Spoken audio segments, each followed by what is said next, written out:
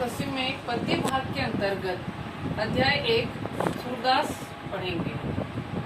सूरदास के सबसे पहले कवि परिचय यानी कि सूरदास के बारे में मैं आपको बताना चाहूंगी।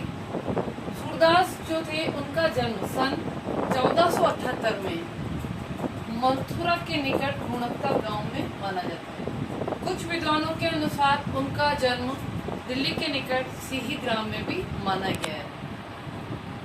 इनकी जो काव्य की जो भाषा थी वो मुख्य रूप से ब्रज भाषा थी। इनके गुरु जो थे वो वल्लभाचार्य थे। सूरदास के जितने भी पद लिखे गए हैं वो श्रृंगार एवं वात्सल्य रस से परिपूर्ण है, अर्थात ये इन दो रसों में श्रेष्ठ कवि माने गए हैं। इनके प्रमुख ग्रंथ सूर सागर, साहित्य लहरी और सूर सारावली माना गए हैं। ये मैंने आपको संक्षिप्त रूप से कवि का परिचय दिया है। अब हम इस पाठ में जो 4 पद पढ़ेंगे उनके बारे में बता रही हूँ। सूरदास के यहाँ पे 4 पद है। पहले पद में कृष्ण और राधा के मिलन या परिचय के बारे में बताया गया है और बाकी के जो दूसरा, तीसरा, चौथा पद है उसके अंतर्गत उद्धव और गोपियों की जो बातचीत है उनको संवाद के रूप में बताया गया है। सबसे पहले हम पहला पद पढ़ेंगे। पहला पद है, बूझत शाम कौन तू गोरी, कहा रेती काकी है बेटी, देखी नहीं कबू ब्रज खोरी। जब कृष्ण राधा को पहली बार देखते हैं तो कहते हैं कि हे गोरी तुम कौन हो, क्योंकि आज से पहले मैंने तुम्हें कहीं नहीं देखा है। कहा रहती काकी है बेटी, देखी नहीं कबू ब्रज खोरी। तुम किन काकी की बेटी हो, क्योंकि गाँव में जैसे आजकल आप लोग बोलते हो ना आंटी चाची वगैरह, वैसे उस समय काकी वगैरह बोला जाता था। तो तुम किन काकी की बेटी हो और तुम ब्रज की किस गली में निवास करती हो। काहे को हम ब्रजतन आवती, खेलती रहती आपनी पूरी। तब कृष्ण की इस बात का जवाब देते हुए राधा कहती है कि भला हम ब्रज की गलियों में हम क्यों आएंगे, हम तो अपने घर की दहलीज में ही खेला करते थे। सुनती रहती श्रवणानी नंद छोटा, करत फिरत मागन रति चोरी। और हमने अपने घर की दहलीज से ही सुना था कि जो नंद का जो पुत्र है वो मक्खन और दही की चोरी करता फिरता है। तुमरो कहा चोरी हम ले है, खेलन चलो संग मिली चोरी। राधा की इस बात को सुनकर कृष्ण कहते हैं कि हे गोरी, भला हमने तुम्हारा क्या चुराया है ना। जब हमने तुम्हारा कुछ चुराया ही नहीं है तो हम तुम्हारा और हमारा कोई दुश्मनी या कोई बैर ही नहीं है, इसलिए आओ और हम मिलकर खेलते हैं। सूरदास प्रभु रसिक शिरोमणि, बातनी बुरी राधिका बुरी। इस प्रकार सूरदास अंतिम पंक्ति में कहते हैं कि जो रसिक अर्थात रसिक शिरोमणि अर्थात श्री कृष्ण जो है वो अपनी चतुराई से अपनी भोली भाली राधिका को अपनी बातों में फंसा लेते हैं और उसे खेलने के लिए राजी कर लेते हैं। इस पद की जो विशेषताएं हैं, सबसे पहली इसकी भाषा जो है वो ब्रज ही है। दूसरे नंबर पे ये गेय पद है। तीसरे नंबर पे माधुर्य गुण की इसमें विशेषता है। चौथे नंबर पर ये गेय पद है और तुकबंदी भी है। और 5वें नंबर पे ये जो लाइन है, काहे को हम ब्रजतन आवती, इसमें रूपक अलंकार का प्रयोग किया गया है। दूसरा पद है, मधुकर श्याम हमारे चोर। मधुकर श्याम हमारे चोर। दूसरा पद है, मधुकर श्याम हमारे चोर। यहाँ पर गोपियों और उद्धव की बातचीत को बताया है, क्योंकि कृष्ण गोपियां जो थी वो कृष्ण से अति प्रेम करती थी। कृष्ण को पता था गोपियां उन्हें भूलने वाली नहीं है, इसलिए उन्होंने उद्धव को योग शिक्षा का संदेश देने के लिए गोपियों के पास भेजा था। तब गोपियां उद्धव की बात को सुनकर कहती है, हे मधुकर, हे उद्धव, जो श्याम है वो हमारे चोर है, अर्थात तो उन्होंने हमारे मन को चुरा लिया है।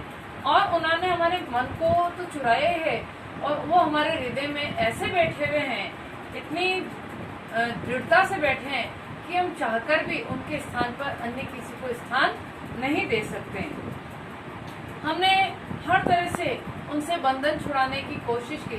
तुमने भी अपना योग संदेश के द्वारा हम उनको हटाने की कोशिश की, लेकिन ये ऐसा बंधन है जो छूटे नहीं छूटता है। हमारा उनका संबंध ऐसा है कि हम कई बार तो दिन रात उनके बारे में सोचते सोचते या अचानक हमें ऐसा आभास होना लगता है कि कृष्ण हमारे समीप ही आ गए हैं तो हम एकदम से चौंक कर उठ बैठते हैं। इस प्रकार अंतिम पंक्तियों में गोपियाँ कहती है कि हे उद्धव, तुम्हें और क्या बताएं, वो ऐसे नागर है, ऐसे नवल किशोर है, अर्थात श्री कृष्ण ऐसे हैं जिन्होंने हमारा सब कुछ चुरा लिया है। तीसरा पद है संदेशनी मधुबन कूप भरे। गोपियाँ कृष्ण की याद में उनको पत्र लिखा करती थी, उनको संदेश भेजा करती थी। जो लोग मथुरा जाते थे ऐसे राहगीरों को संदेश भेजा करती थी, लेकिन उनके संदेश का कोई जवाब उन्हें वापस नहीं मिल रहा था। उसी की शिकायत करते हुए उद्धव से कहती है कि अपने तो पढ़वत नहीं मोहन, हमरे फिरी न फिरे। उससे तो उन्होंने कही, हमने इतने जो संदेश भेजे हैं उन्होंने तो उसको पढ़ा नहीं, और पढ़ा नहीं तो इसलिए उन्होंने कभी कोई जवाब भी नहीं दिया है। और जितने भी मथुरा की तरफ जितने भी पथिक गए थे, तुम भले किसी की भी सौगंध दिला के पूछ लो, किसी की कसम दिला के पूछ लो, लेकिन हमने उनके हाथों श्री कृष्ण के नाम के संदेश भेजे हैं, लेकिन हमारे पास कोई भी जवाब नहीं आया है। हमें तो कई बार ऐसा भी लगता है कि शायद कृष्ण ने बिना पढ़े और बिना देखे ही उनको मथुरा के कुएं में डाल दिया है। इस प्रकार गोपियों को ऐसा लगता है कि जो मथुरा के जो कुएं हैं वो हमारे संदेशों से ही भर गए हैं। गोपियों के ऐसा कहना इसलिए भी है क्योंकि उनके संदेशों का अभी तक कोई भी जवाब नहीं आया है। अब वो आखिर में कह रही है कि उनको लिख कर हमारे कागज भी गल चुके हैं, हमारी शाही भी पूरी तरह से खत्म हो चुकी है ना। लेकिन और जो कलम है वो उन कलम जो है जिस जंगलों से कलम प्राप्त की जाती है वो जंगल भी अब तो पूरी तरह से जल चुके हैं। यहाँ पर अतिशयोक्ति अलंकार हुआ है, लेकिन फिर भी कृष्ण को हम पर कोई तरस नहीं आ रहा है। और आखिर पंक्ति में कहती है, सूरदास कवि कहते हैं कि जो गोपियाँ ऐसे कह रही है कि भले वो अंधे बन जाए हमारे लिए, लेकिन उन्होंने हमारे जो आंखों के जो दरवाजे हैं, जो हमारे मन के जो दरवाजे हैं, उनके लिए हमेशा के लिए खोल दिए। अर्थात हम कृष्ण के अतिरिक्त अन्य किसी को अपने हृदय में स्थान नहीं दे सकते। लास्ट वाला जो पद है, चौथा पद है उद्धव मन मानने की बात। यहाँ पर गोपियां उद्धव को बता रही है कि हे उद्धव, ये तो मन के मानने की बात है, यानी कि जिसको जो जैसा होता है उसको वैसा ही अच्छा लगता है। जैसे दाग छुआरा छाड़ी अमृत फल विष खार, जो विष जहरीला कीड़ा होता है उसके सामने आप चाहे कितने भी किशमिश यानी कि जो भी सूखे मेवे किशमिश वगैरह कितने भी रख दो, लेकिन वो उनको छोड़कर क्या खाना पसंद करेगा, विष को ही खाना पसंद करेगा, क्योंकि उसकी जो एक तरह से भोजन सामग्री है वो वही है। तो जिसको जो अच्छा लगता है वो वही खाना पसंद करता है। चकोर को देख लो, उसे चाहे कितना भी कर लो, लेकिन वो क्या करता है, अंगारों को छोड़ता है। कपूर जैसी ठंडी चीज को छोड़ता है और अंगारों पर चलना पसंद करता है। फिर भौरों को देख लो, वो क्या करते हैं, कमल के पत्ते में जानबूझकर जाते हैं, और जबकि उन्हें पता है वो वहां जाएंगे तो उसके बंधन में बन जाएंगे। इस प्रकार गोपियां अनेक प्रकार के उदाहरणों के द्वारा यहाँ उद्धव को बताने का प्रयास कर रही है कि जिसको जो अच्छा लगता है वो वही पसंद करता है।